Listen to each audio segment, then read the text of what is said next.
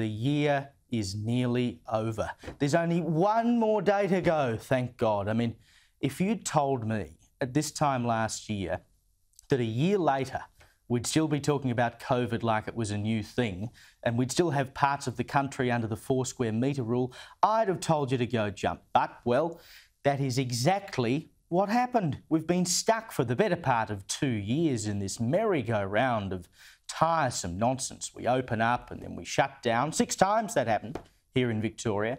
Then we all got vaccinated so life would go back to normal, and we've all seen how well that's worked out. But the fact of the matter is that most people are sick to death of talking about COVID and thinking about COVID.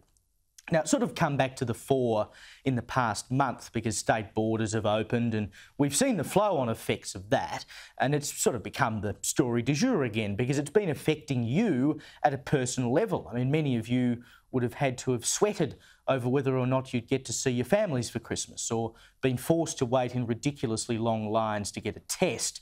But fundamentally, we are over it. We just want to get on with our lives and live with COVID like we were promised we could.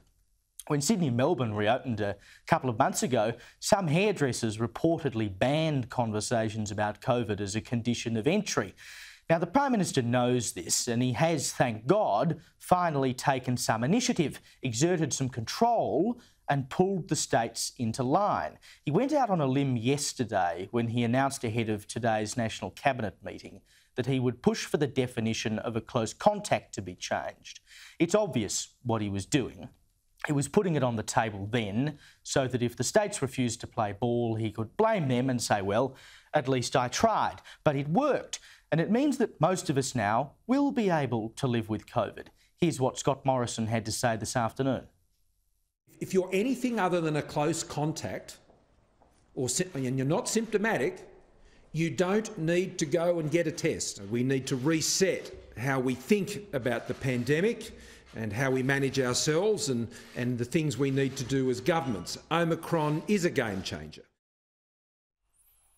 Now, obviously, this is good for the country and it's good for all of us who no longer have to worry about whether we'll be deemed a close contact, but it's also good for Scott Morrison.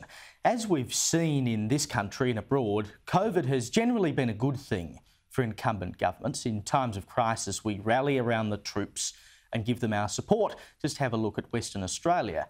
But by the time the federal election rolls around next year, probably in May, COVID will hopefully be at the back of our minds, off the agenda.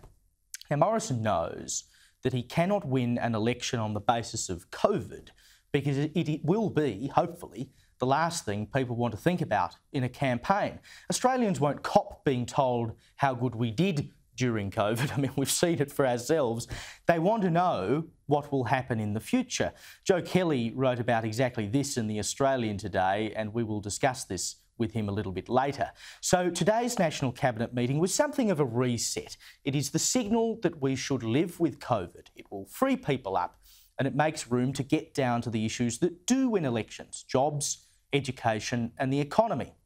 Now, Morrison started this process in Melbourne last month when he told the Victorian Chamber of Commerce and Industry that we are a can-do capitalist country, not a don't-do government country. Now, hopefully all of this signals that the government will return to traditional Liberal Party values, the ideas of enterprise, opportunity and freedom. It sets up an election that can be fought on ideological values and policy lines, whether opposition leader Anthony Albanese likes it or not. Hopefully, it will open up a genuine discussion about our personal freedoms and liberties and the power governments and assorted bureaucrats should have to take them away. It's a discussion that has been a long time coming and is often dismissed as part of the quote-unquote culture wars, but it is more important than ever. Now, there will be people who try to keep the COVID fear going. A lot of people have gained a lot of power throughout this pandemic, and they will not give it away without a fight. But we will not let them win.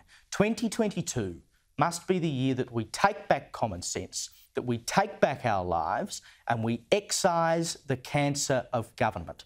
We've done what was asked of us. Now it's time for them to uphold their end of the bargain.